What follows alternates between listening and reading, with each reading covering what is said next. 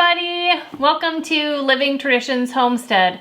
Well, it's not quite time yet here in southern Missouri to start most of our seeds, but it is time to start thinking about whether or not we have everything gathered together that we need in order to do that. So today we thought we would sit down and go over with you everything that we use here on our homestead to start seeds for the garden and for the farmers market that we sell at in the spring and summer.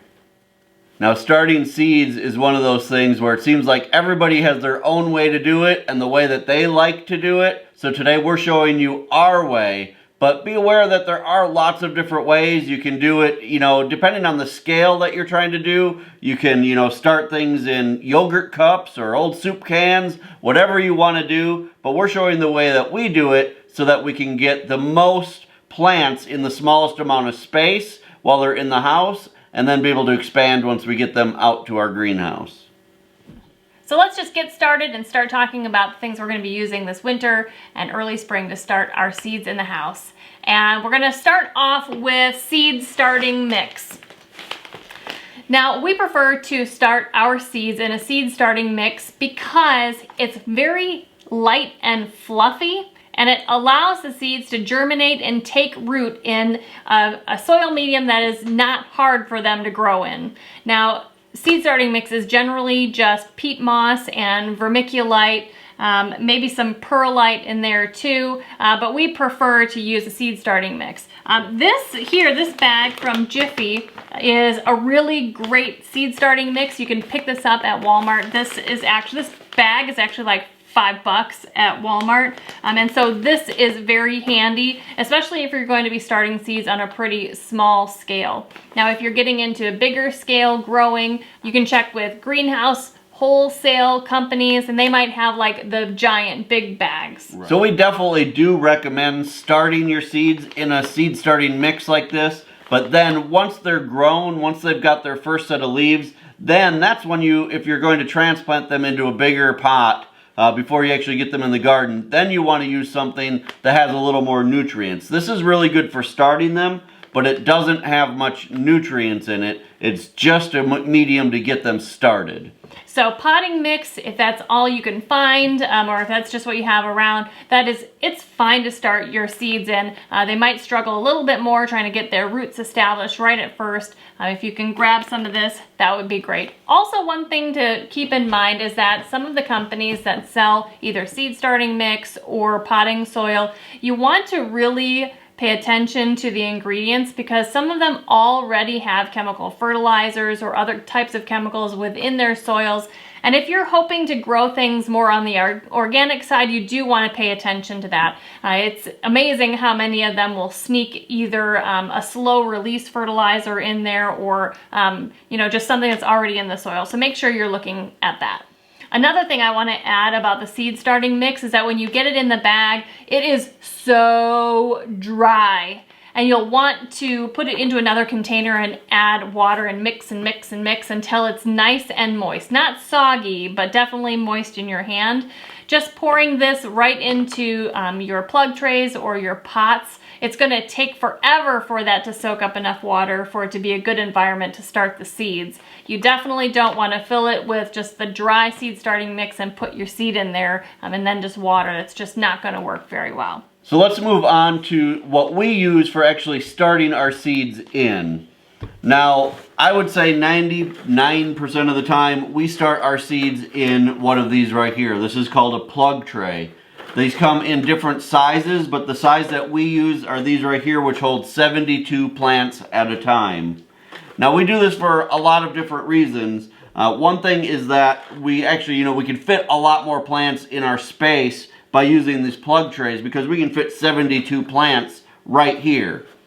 The other thing is, because you're going to want to use something like a heat mat or something to help keep your seeds warm, these little plug trays, because you're only allowing this much of the seed starting mix, that will actually warm up a lot faster in a smaller pot like this. Right, so you can plant them right into bigger pots like this, or yogurt cups like if you have at home or whatever. Right, red solo cups. Right, but like Kevin said, the two advantages for us using a plug tray is number one, more plants in a plug tray, and number two, the heat mat will work better. These are going to have a lot more soil in them, or seed starting mix, so it's going to be harder for the heat to transfer from the heat pad up into all of the soil to the seed and the little seedling. Now this size is what we use to actually sell our plants at the farmer's market. These are 2.5 inch pots, and they come, and you can get these nice little trays that they sit in, so they're real easy to move around. We can put these in our trailer and take them easily to the farmer's market. And we transplant our seedlings into these once they've gotten their first set of real leaves. Right. Then it's time to put them into the 2.5 inch pots, and that's when we will add also something other than just the seed starting mix. Right, and that's when we'll also start using some liquid organic fertilizer to help them grow. Right. We actually did a video last summer or last spring of us fertilizing our plants, and we showed what we use. We can leave a link to that. But most of the time we just use organic fish emulsion that's diluted way down. You don't want to use it full strength. You don't want to use it even at the strength that you would use it in the garden, because these little seedlings are just so tender. So we go over all of that in the other video that we did, what strength to use, and you guys can check that out. Now let's back up a little bit and go back to these plug trays. Now you can buy plug tray sets similar to this that actually have a plastic dome on them. They sell sets like this at Walmart. I think they're about $5 for a set of one tray of plugs, one tray on the bottom, and then the cover. If you're wanting more than that, than just one, a lot of times you can get a pretty good deal on like a box of them, a bunch of them.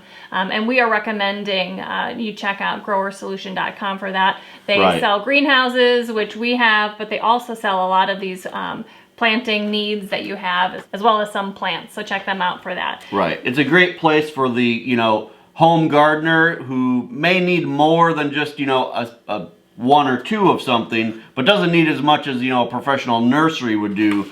Grower Solution is a great place because they sell all of the professional supplies, but in quantities that the average person would need, which is really great. Right. Now I want to show you too the difference between the trays that can be on the bottom of your plug trays, and we have two of them here to show you. Now this kind of tray is perfect to have your plug trays on if you have it in an environment where when you water, it's okay for the extra water to just fall down on your table or on the ground below. Right. But these are what we use in the greenhouse. Yeah, but in a house situation, you don't really want your excess water just falling all over the floor or whatever. So this kind of tray is a lot better because it will hold a little bit of the water down here on the bottom. It'll pool a little bit, and so there's not as much danger for it to spill where you don't want it to spill. Right. These trays come either with holes in them to let some of that out, or solid like this. Right. Now let's talk a little bit about watering seeds, watering seedlings in the house. The best thing that I have found for seeds and when they've sprouted just a little bit is to use one of these pump up water sprayers, which actually some nice subscriber last year sent me one of these, and it has been amazing. Before that, I was just using, a hand pump sprayer, which is fine because you can get those really inexpensively and they work. You just develop some really good hand muscles and forearm muscles. But these are available on Amazon, and we'll put a link to them, and these are fantastic. They hold a good amount of water. You can just pump it up, which builds pressure, and spray. It's a nice spray. This adjusts if you want to stream or just nice spray, and you can spray all of your seeds and all your little seedlings until they get a little bit bigger. Now, once the seedlings get a little bit of height on them, then this is a little bit harder to use. So Kevin has developed something. He's super creative, you guys, and he's always finding solutions to problems we have here on the homestead. So he found a solution for that. Yeah, once the plants start to get bigger and need more water, it's just time consuming because you have to sit there and, especially once they're in the bigger pots, it takes longer to water them enough with one of these. And sometimes it knocks the little plants over and then they're all stuck together. So. Right. So I came up with a super high-tech solution to the problem that we were having, and I made something that looks like this. And basically all this is an old water bottle and a little piece of rubber tube that I had left over from actually when I built our quail watering system. So what I've done is I've just cut a hole in the cap of the water bottle, put that little piece of hose through there, and then we can fill the water bottle. And this actually works really nicely for doing these plug trays and the 3-inch pots, is that you just tip this over and you can go from plant to plant really easily and very quickly, actually a lot quicker than with the spray bottle. And it puts out a decent amount of water, and you can put this right at the base of the plant, and you're not worrying about, you know, overhead watering where you're knocking them over or getting the leaves really wet. This just works really well. Now you can buy things that are similar to this online, but seriously, this costs me probably, I mean, nothing really to make. And so I would just suggest you do something like this and make something, because it really has saved us a lot of time, and they're really handy to have. Well, a couple other things that you didn't mention that I really like about this system is, first of all, when you tip it and the water comes out, it comes out really gently still. You know, you're not like just mowing everything down with just like this big stream of water. But if it's not coming out like fast enough, if you just squeeze it just a tiny little bit, it'll force out a little bit more water and a little bit faster. And so you just have a lot more control with this. And I think this is awesome because it's cheap, it's easy, and pretty much everybody, you can find a little tube, and everybody has water bottles. Right. So I think that's awesome. I use this all the time. Right. Yeah, if you have to go to the hardware store and buy a little piece of tube that's normally like a couple dollars for like a foot, you know, per foot of this tube. So I mean, I think I've got about 6 inches here, so you could make a couple of these for a couple dollars. So let's talk a little bit about heat mats and starting seeds in the house. Now, I do want to start actually by saying not all seeds need to be warm to germinate. And actually some of them prefer not to be warm to germinate, and that can be a really confusing thing to figure out, which ones need heat, which ones don't, and that kind of thing. So we're gonna put a link in our description of this video to some really fantastic charts, okay, from fedcoseeds.com. This chart here is for flowers, herbs, and veggies, and it gives way more information than just whether or not they need to be warm or cold to germinate. Right. This is like the mother of all lists that will tell you a bunch of stuff about all these plants and what they need, how big they'll grow. Whether or not you should put the seeds just on top of the soil or bury them a little bit. I mean, yeah, it's a great handy tool to have. Right.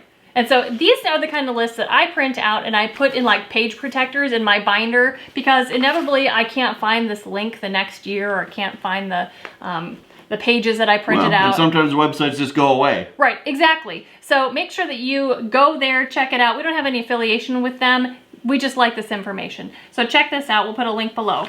Okay, so heat mats. We get questions about heat mats. And this is a heat mat that we actually received last year from growersolution.com. And I'm just going to take it out to show you. All right. And these are the ones that we're currently using. Yes. Now heat mats, you plug into an outlet and they warm from this mat and warm up the soil from the little seedlings. Right. And the seeds, and they promote germination. Right. Now this mat is big enough for 2 trays. Yeah, 2 trays. It's a 20-inch by 20-inch mat, and so you can fit 2 trays on here. So again, if you're using the plug trays, that's 144 plants that you could be starting at one time. Right. Depending on the size of your garden, that may be everything you need for your entire garden. You know, for the things that you need to start from seed. Yeah, now once this is warm, this will not curl up like this, so you guys don't have to worry about that. But these are really fantastic. Now you can also get single tray heat mats. I've seen them at Walmart, but they're pretty expensive, and a lot of times they only get a few of them per year. So if you're not up on your game and they're right away when they start bringing their stuff out for spring, this is not something they will generally reorder. Right. But these are gonna last forever, you guys. This is generally a one-time purchase. So pick one of these up because it does really make a huge difference. Right. Now our Walmart here in southern Missouri is starting to get its garden supplies in for the year. They already have quite a few seeds in. They're starting to get, you know, the trays and all of that kind of stuff. So it's about that time of year where they're starting to get things. They don't have everything yet, but if you want to get things early, this is the time of year to do it. I did see seed mats when we were there the other day and the seed starting mix. So I think they pretty much have all the basics.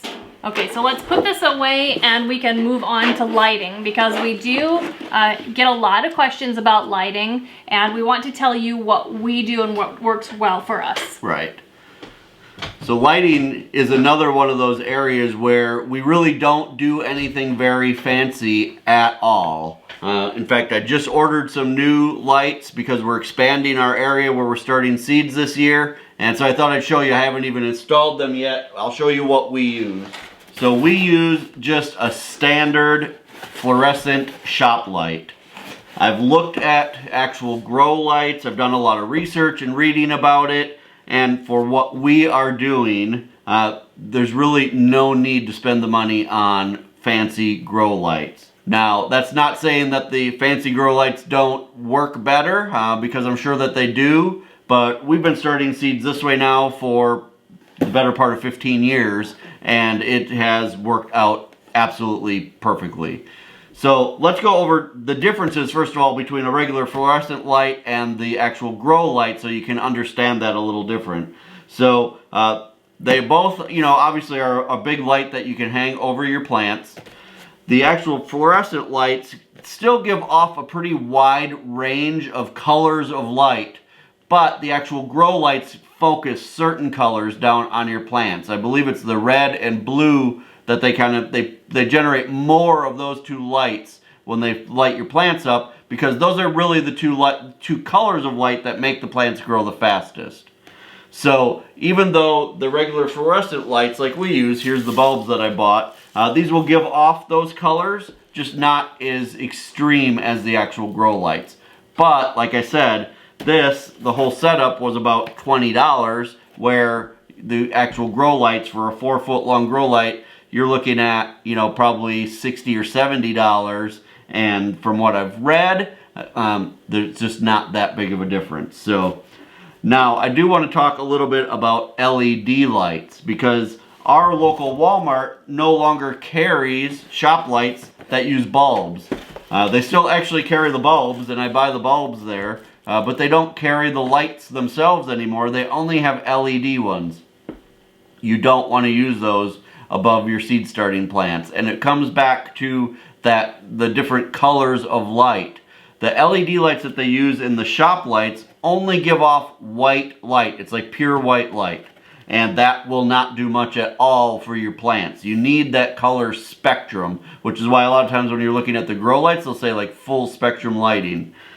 The LED lights that they use for shop lights are just white, and that's actually one of the worst colors for growing your plants. So you don't want to use the LED ones. I wish you could, because it would be nice not to have to buy the bulbs, but they're not going to do much at all for your plants. So we're using fluorescent bulbs. We're using fluorescent bulbs, and they're called daylight bulbs. So they give off a range of colors in the light. So you can get the bulbs at Walmart right now. Right. I think I paid $7 for two bulbs. And then on Amazon, I bought the light fixtures themselves, and I think they were $17. I'll leave a link to those in our Amazon shop.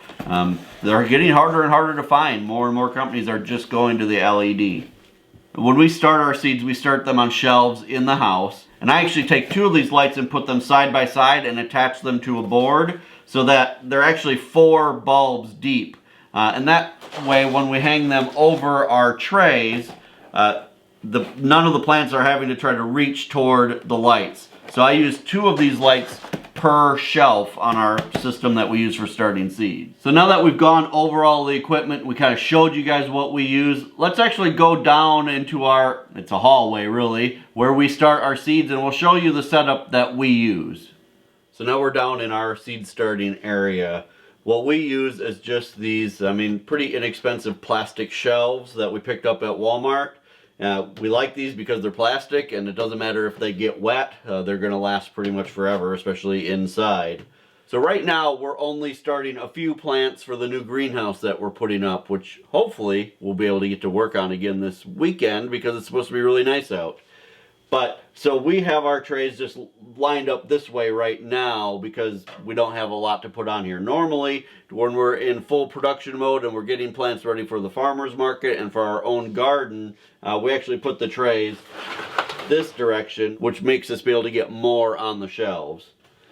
Now, the grow lights that we use, again, are what I showed you up there, and you can see that I have them just 2 of them side by side, and we have them hanging just above the plants. Now, I'm going to actually turn these off while we're down here so that you guys can see a little bit better. So now that the lights are off, hopefully you guys can see a little bit better without the bright lights there. But I wanted to show you how we have this set up so that we can move these lights up and down. Again, nothing fancy at all. When you buy these lights, they actually come with a little piece of chain to hang them with.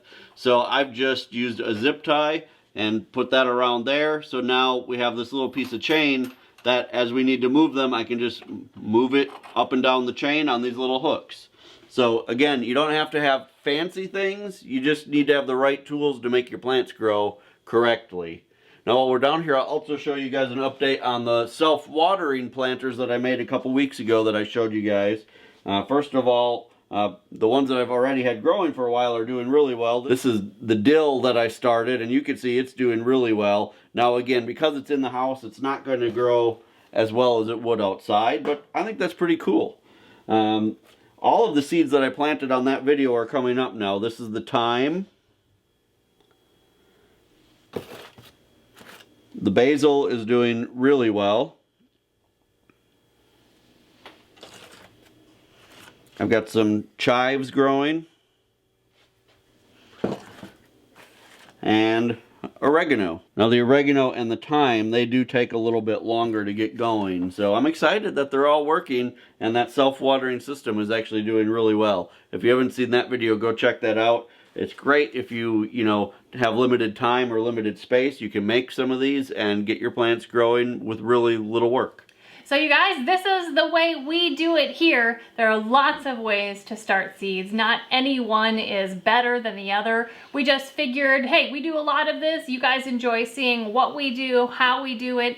And we thought today would be a perfect time to sit down and just show you everything that we use to start seeds for our garden and for the farmer's market. Right. We really do feel like the system that we've come up with, the way that we do it now, from years of making mistakes doing it or doing things that didn't work really well, this is the system now that we're using every single year, the supplies and everything. So hopefully you guys can learn from this. Your learning curve may be a little shorter so that you don't need to make all the mistakes we did when we were starting out, and you can get straight to growing some great plants for your garden.